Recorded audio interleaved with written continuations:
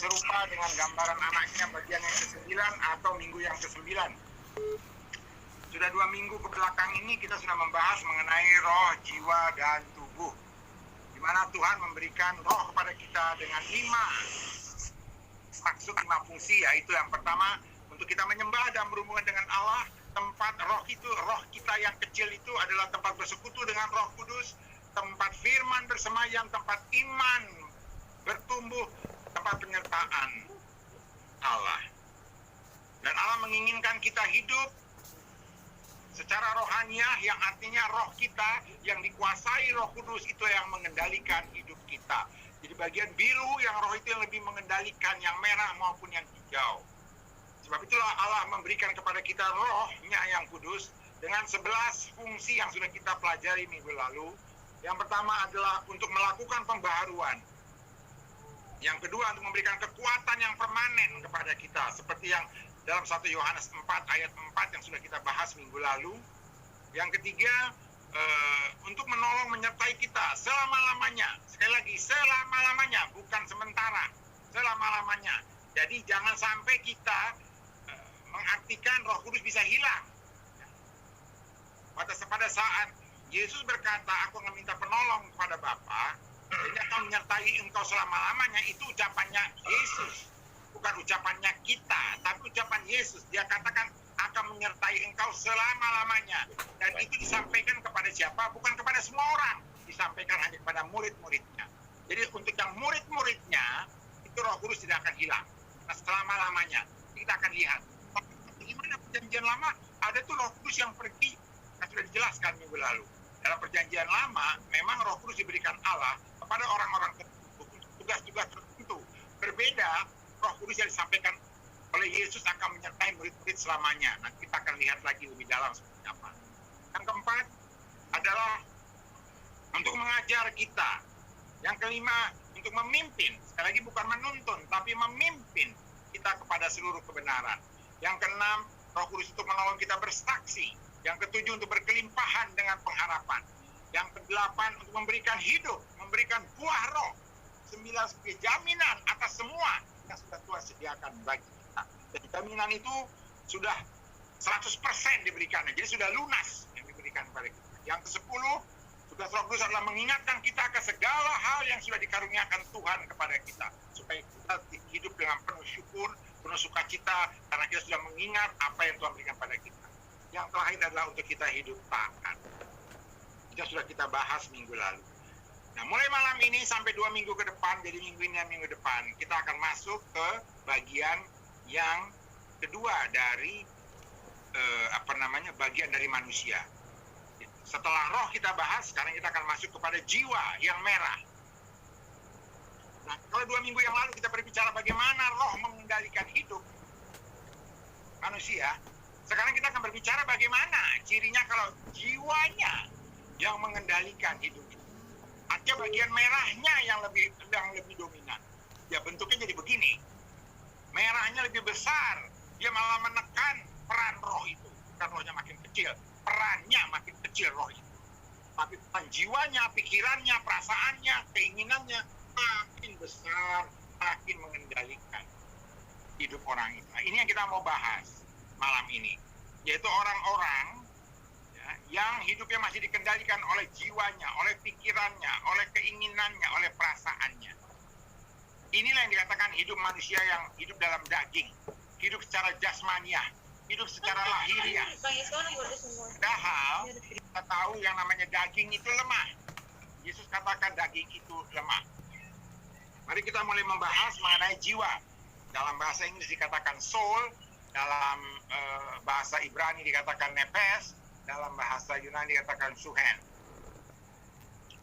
Kalau kita sudah membahas mengenai apakah itu roh, sekarang kita ingin tahu apa itu jiwa. Apa itu jiwa? Ya. Jiwa itu adalah tempat kesadaran seseorang akan keberadaan dirinya. Jadi jiwa itu adalah kesadaran, tempat kesadaran akan adanya diri sendiri, keakuannya, egonya. Dalam bentuk apa keakuan keegoannya itu? Dalam bentuk pikiran yang berisi akal budi dan hati yang berisi perasaan dan keinginan, kehendak lagi, jiwa itu tempatnya adanya pikiran, perasaan, keinginan. Kesadaran kita akan adanya itu. Kalau seorang bayi yang baru lahir berumur masih 4-5 bulan, itu yang namanya jiwanya, peran, pikiran, hatinya belum begitu dominan. Tapi bukan tidak ada. Ada, bayi itu sudah ada. Tapi dia belum menyadarinya sedemikian rupa. Yang dia tahu adalah kalau haus dia nangis. Karena dia ingin minum susu. Nah itulah keinginannya. Kalau popoknya basah, dia menangis. Karena dia ingin popoknya diganti. Nah, itu ada jadi jiwanya, ada keinginannya. Tapi belum dominan. Nah makin dia bertumbuh dewasa, ego dan keakuannya itu makin bertumbuh, menumbuh kembangkan pembenaran, pengakuan, dan fokus akan dirinya. Makanya anak-anak yang mulai balita, SD itu sudah mulai lebih mengenal, lebih mengetahui bahwa dia mempunyai keakuan. Makanya anak kecil kalau mainan tidak mau dia berbagi, dia hanya untuk dia saja. Nah, sudah mulai timbul seperti itu. Nah, itulah namanya jiwanya sudah mulai berkembang. Makanya dikatakan jiwa anak-anak itu sudah mulai berkembang. Nah, makin berkembang, makin dewasa, itu menjadikan orang-orang itu yang tadinya sudah mengerti, sudah mengakui, sudah fokus, sudah membenarkan akan keberadaan dirinya, akan pikirannya, keinginannya, kehendaknya, itu akan menimbulkan lama-lama bertumbuh, menimbulkan kepercayaan diri dia. Inilah proses yang cukup panjang. Prosesnya cukup panjang. Dari mulai remaja sampai ada yang sampai 25 tahun, ada bahkan orang sampai 30 tahun. Ya, di sini orang mencari jati diri. Ya, makanya di sini dikatakan akan menimbulkan kepercayaan diri, mulai tumbuh sampai dia mengenal dirinya. Di sinilah orang-orang mulai mandiri. Ya.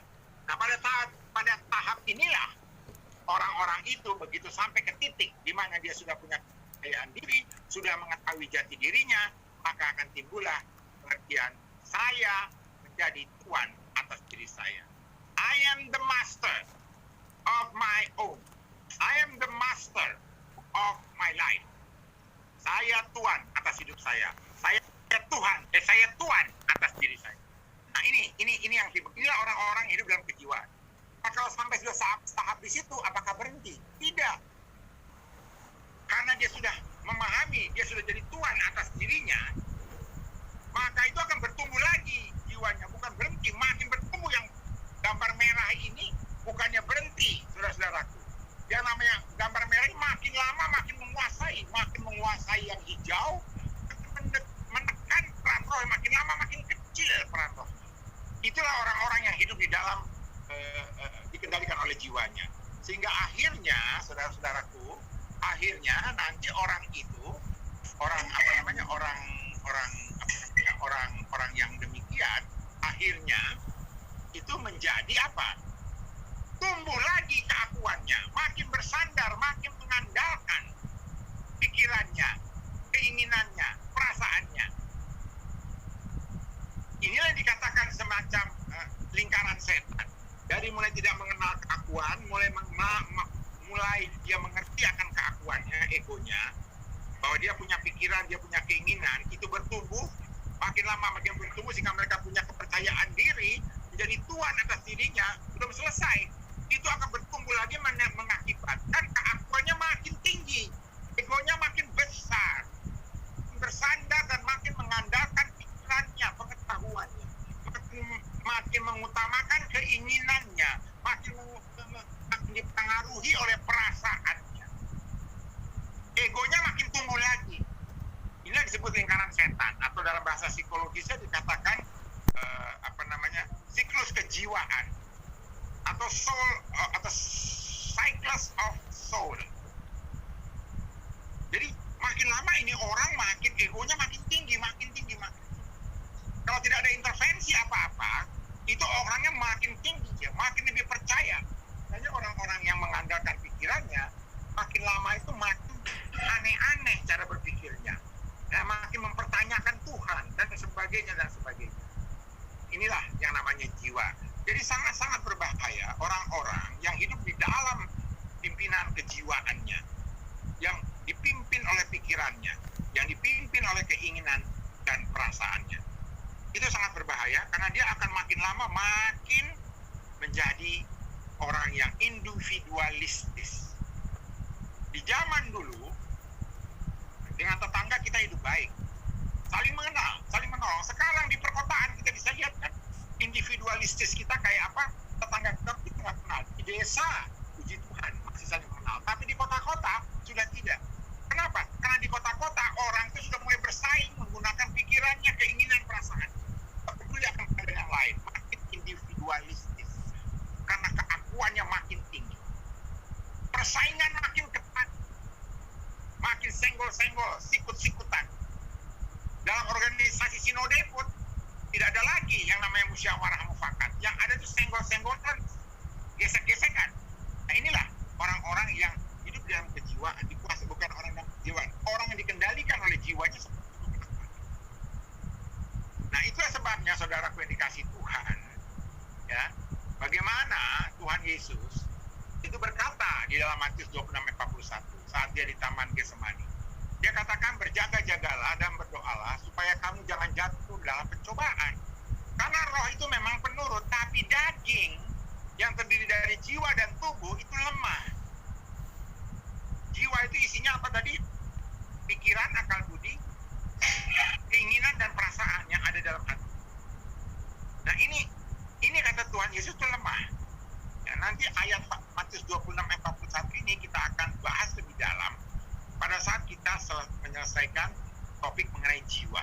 Karena disitulah Tuhan Yesus akan menunjukkan bagaimana proses orang yang masih dikuasai jiwa sampai kembali dikuasai oleh roh. Nah, itu kan Yesus memberikan contoh itu secara jelas dan nyata saat dia di Taman Getsemani. Nanti di akhir kita membicarakan mengenai jiwa.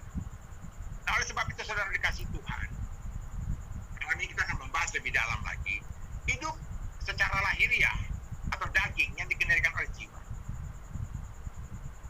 Dikatakan tadi di depan, timbulnya kepercayaan diri yang menjadikan kita tuan atas diri kita, itu akan makin menumbuhkan, makin kita mengandalkan keberadaan diri kita sendiri. Apakah pikiran kita, apapun, atau hati kita yang berfisik perasaan dan keinginan. Makin kita mengandalkan itu dan makin bergantung pada itu. Apa saja ciri-cirinya? Banyak ciri-cirinya, tapi khusus mengenai jiwa yang secara umum kita akan bahas, ada 3 hal. Ini perlu benar-benar diperhatikan. Ya. Rasul Paulus berkata kepada Timotius di dalam 1 Timotius 1 ayat 19-20. Sebenarnya di 1 Timotius 1 ayat 18 itu Rasul Paulus sudah mengatakan pada Timotius agar dia berpegang pada nubuat untuk Timotius, dan Timotius itu tetap berpegang pada iman. 18 supaya tetap berpegang pada iman. Lalu dia lanjutkan di ayat 19, beberapa orang di sekitar Timotius, bukan orang percaya, beberapa orang di sekitar Timotius itu dikatakan Rasul Paulus telah menolak hati nuraninya yang murni.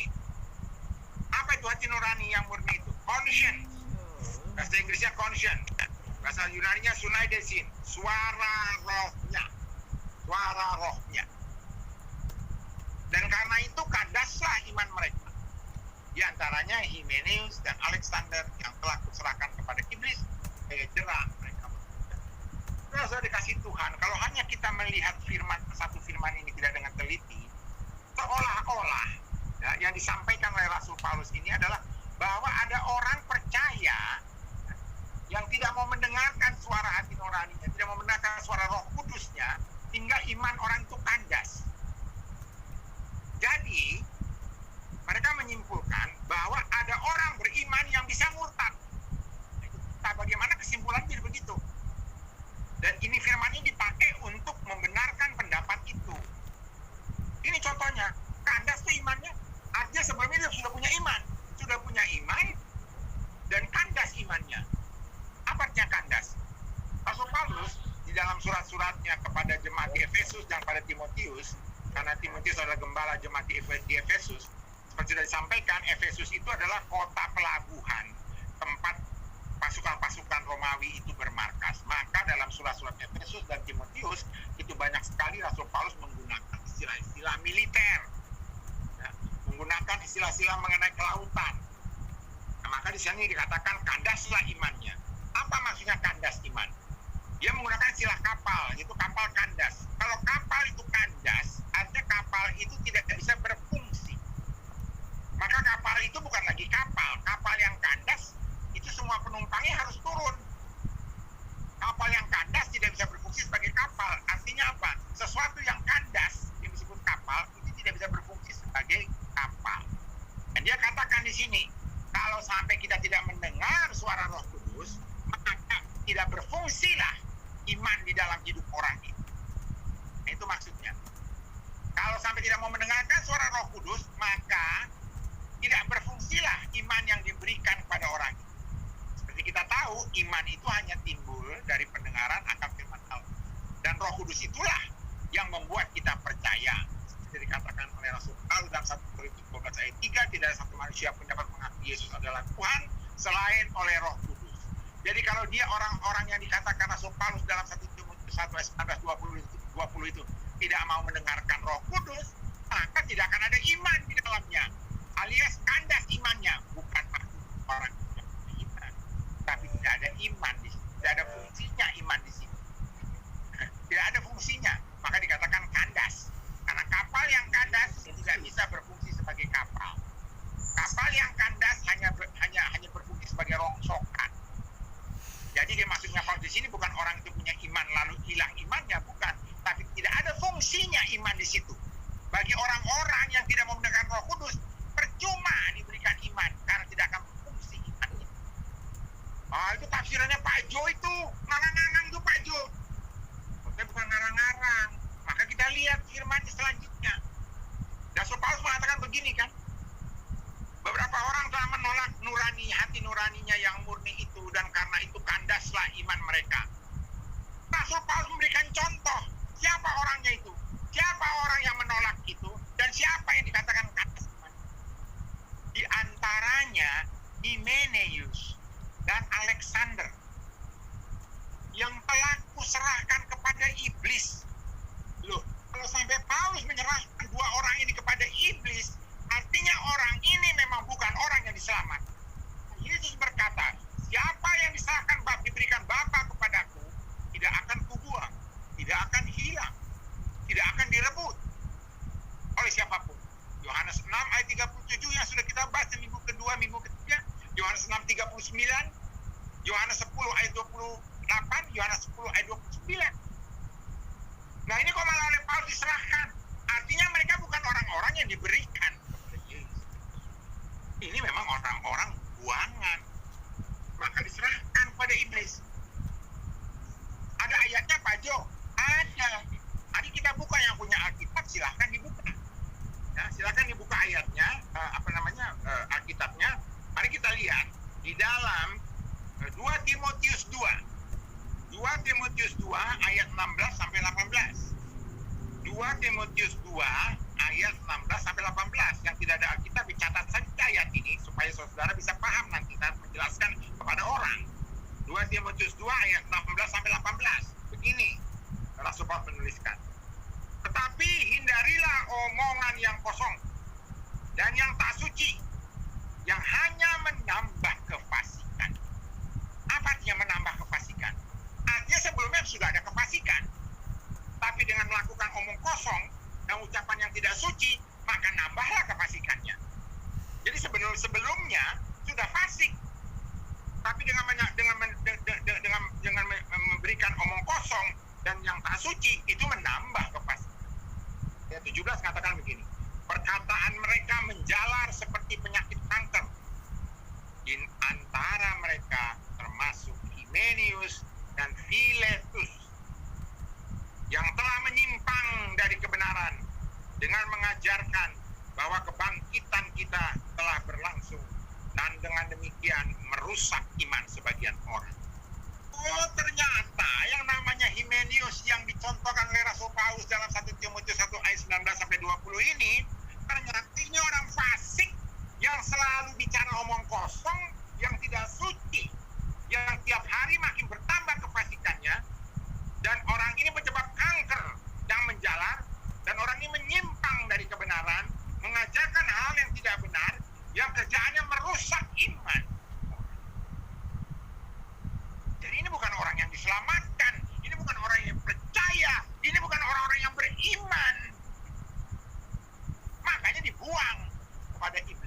diserang kepada iblis.